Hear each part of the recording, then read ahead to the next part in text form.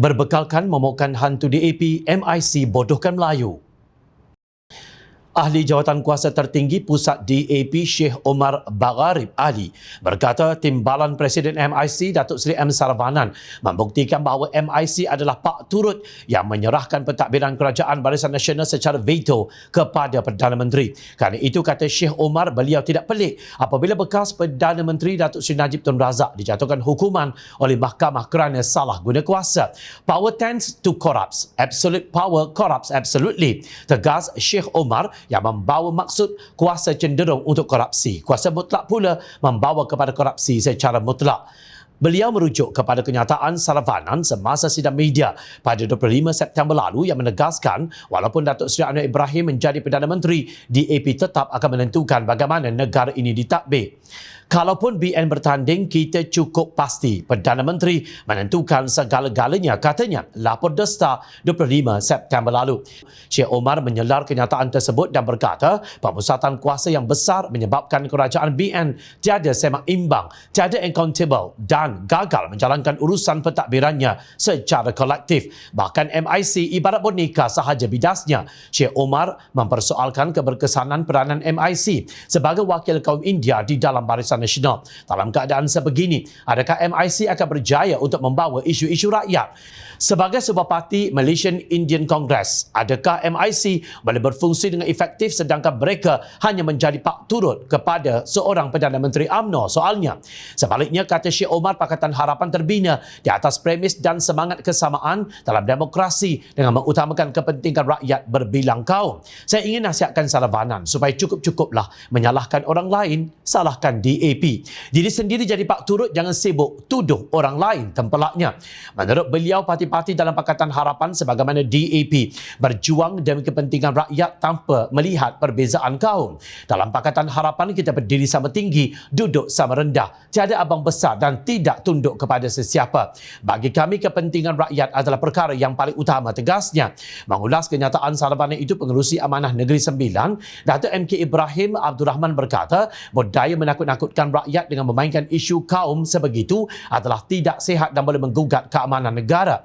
Dulu kenyataan begitu selalu dikatakan oleh pemimpin UMNO yang mana mereka nak menakut-nakutkan orang Melayu supaya jangan memilih Pakatan Harapan. Agaknya untuk pilihan raya umum ke-15 ini, UMNO subkontrak peranan itu pada MIC pula kerana mereka tiada modal untuk meraih undi rakyat melainkan dengan kenyataan provokasi sebegitu, sindirnya, seperti dipetik Sinar Harian pada Selasa.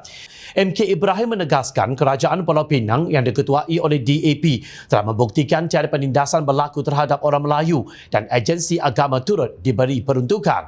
Katanya Pakatan Harapan telah membuktikan hak dan keistimewaan orang Melayu tidak terganggu dan Perdana Menteri tetap dipilih dalam kalangan orang Melayu apabila gabungan itu berjaya memerintah kerajaan selepas pilihan raya umum ke-14. Jom China ingin menambah kecuali Jawatan Menteri Keuangan, Jawatan Menteri Kanan lain yang dianggap lubuk duit seperti Kementerian Dalam Negeri, Pertahanan, Perdagangan Antarabangsa dan Industri, Pendidikan dan Wilayah Persekutuan masih dipegang oleh Parlimen Melayu.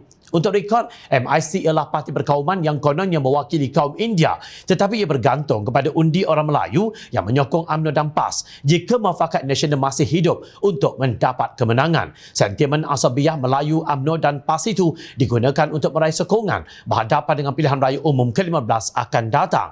Berpolitiklah secara matang, bukan mengarut seperti yang disebut oleh ahli Parlimen Pakatan Harapan Kelang, Charles Santiago.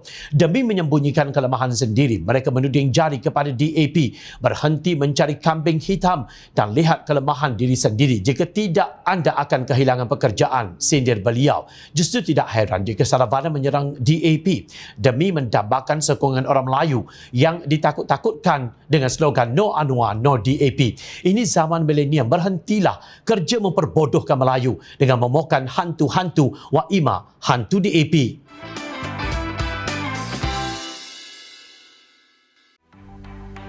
Mencari maklumat dan berita politik yang bebas, kupasan yang tepat, panas.